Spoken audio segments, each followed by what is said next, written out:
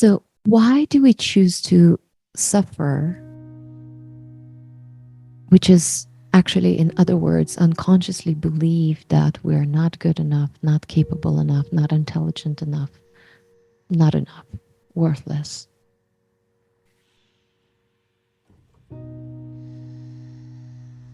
That we don't have the right to exist? Why do we choose unconsciously to believe that? And why it still continues, although consciously we know we want a different reality for ourselves. We know that. We know.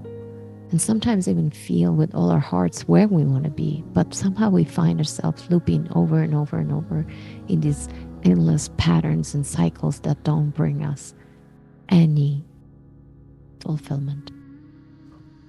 So there's few components that I want to talk about. The first component is repression. So the core of the deficient identity, in that core, you have actually you, but the real you is repressed. So in this core is the repression of self, the repression of your real needs, your authenticity, your emotions, your ability to express yourself, your voice is all repressed. And that is at the core, that's underneath the deficient identity, right? That is the fear there, the primary repression of all is the fear to be yourself. So based on that fear to be yourself, it was much safer to believe that you're deficient. It was much safer to make sense out of your reality. Parents absent, screaming, violence, bullying, and so on. So you had to make sense out of your reality. You were not, it was too dangerous. It was unsafe to be you, meaning it was unsafe maybe to be angry. It was unsafe to be violent. It was unsafe to cry. It was unsafe to complain. It was unsafe to be afraid. It was unsafe to express your, it was unsafe to express yourself to your parents due to your preservation mechanism, because somehow it was a threat to your existence, meaning unconsciously your whole system, your ego, body, mind mechanism figured out that it's much safer to repress my anger or the ability to stand up for myself in front of my mom's anger. It was better repress that than to feel that there's something wrong with me. So it's much safer to feel that there's something wrong with me than to express my anger. So there is the core, there is the deficient identity on top of that because it's safer. It's all unconscious. And then on top of that, with the deficient identity, there is a utility to that. There's the other side of that. There's a driver. So I have to believe I'm deficient, or I have to believe I'm unseen or unwanted for love and attention.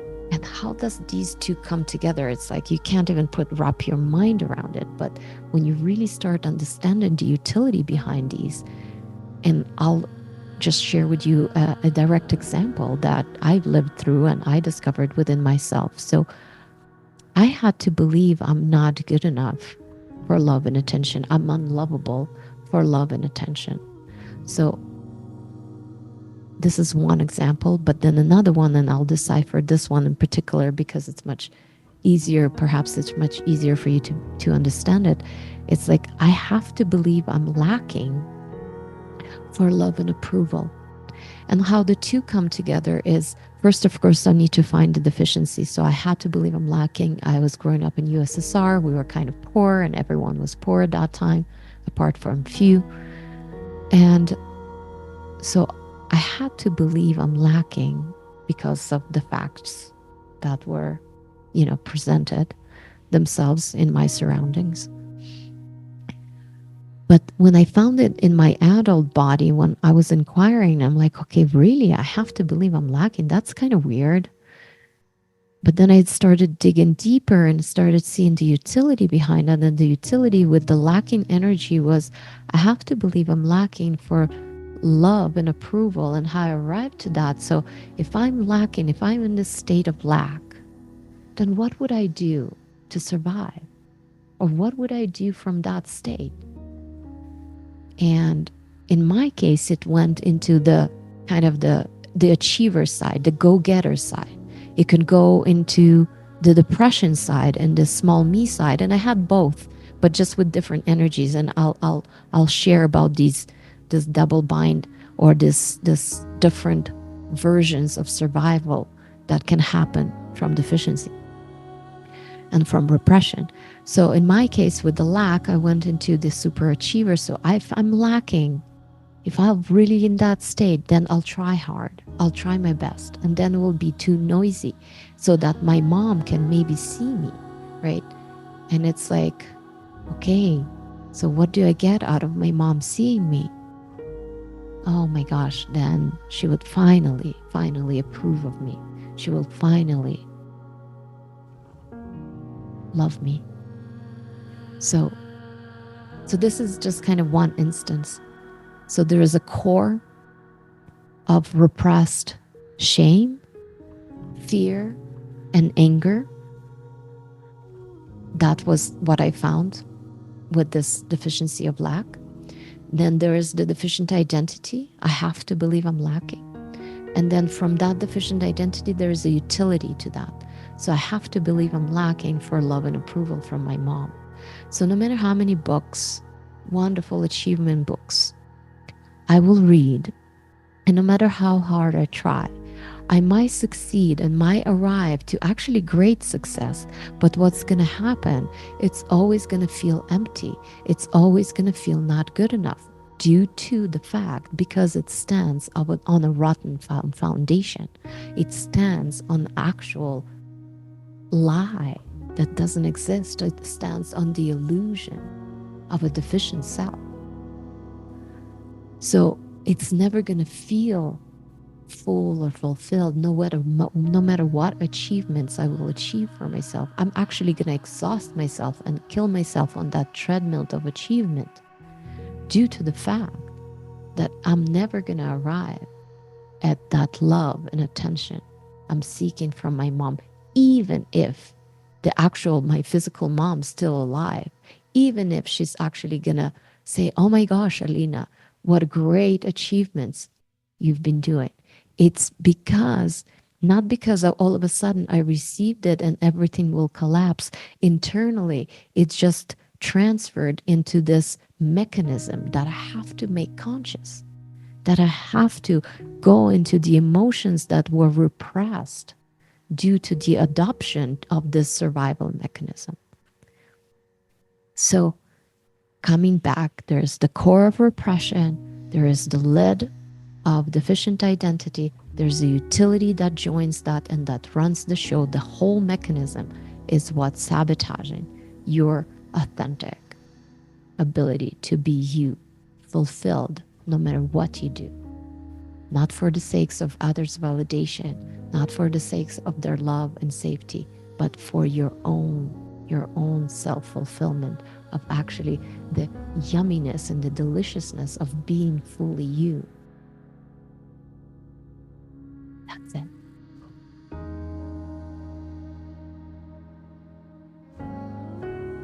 So on that repression and the deficient identity, there's two things that can happen.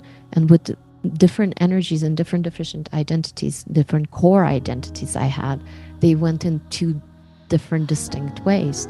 One went into the super go-getter, and the other one actually in relationship, being a woman in relationship to man, it went into being staying small and hiding. So it's, in this case, I have to be small, or I have to be deficient, or I have to be not good enough so that I can be small, so that I can be taken care of, so that I can be loved, so that I can be safe, which is financially supported. So for years and years, I also played unconsciously in that arena, right? Being taken care of by the government, my partners, right? Whatever it is, it's being small under a roof of something else, someone else. So it's quite fascinating when we start noticing that staying small eventually will so eat at us that we are not really truly living our true passions and our true desires and our true value. On the other hand, achieving great heights, when it still stands on that same deficiency, it looks on the outside to the outside world, wow, they did so much. But the issue is that they can't stop, and they're going to exhaust themselves into disease, emptiness, loneliness, losing relationships, losing themselves. So, both sides, whether you became depressed and withdrawn from the world, disconnected, or whether you became a great achiever, if we don't really address what is this underneath looks like, if we don't really clear that out of the way, then on one end we're going to be running on the treadmill, never arriving anywhere because it's the ego mechanism, right? Trying to survive. And the ego will never arrive at its finish line. It's just like it just never does. This successful you that fulfills you will never come, ever. And you're probably already experiencing that. And then on the other hand, the smallness, right? It's like, it's just gonna be so disconnected from life, so disconnected from yourself, that is just at one point it's gonna be unbearable. And I knew in my direct experience both sides, just with different deficient identities. And I know what it feels like to be on both sides. And I know also what it feels like to be free. It's where you have the energy to effortlessly do everything for the sake of you. The creativity and the enthusiasm just to being you. That is a whole other game when you don't live anymore unconsciously for other people. And when you have the full access to the full spectrum of your emotions, no longer repressed, when you can express, when you can use your voice, your expression, when you can state your needs, when you can ask for help, when you can say no when you have to, and stay strong with that no. It all comes from unrepressing ourselves. Another element that really, really helps with that is true radical self-love and knowing who and what we are. Because when we know who and what we are, then the love and the safety this utility mechanism is looking for, now we know that who and what we are is the safety and the unconditional love we'll always been looking for. That we're always been looking for all our life. Even though when we were young as children, we didn't really understand that the love and the safety we were looking for is the love and the safety of the existence itself. Because to us as children, our parents represented the whole world to us. They represented the universe to us. They represented the creation to us. And what happened, we didn't reflect back of what we truly knew in our hearts and souls, is that we are unconditionally loved by existence itself. That's why we exist. and that it's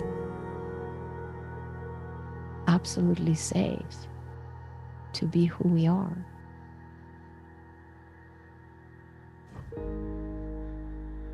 And when I talk about safety, is who and what you are, the field of who and what you are is the safety.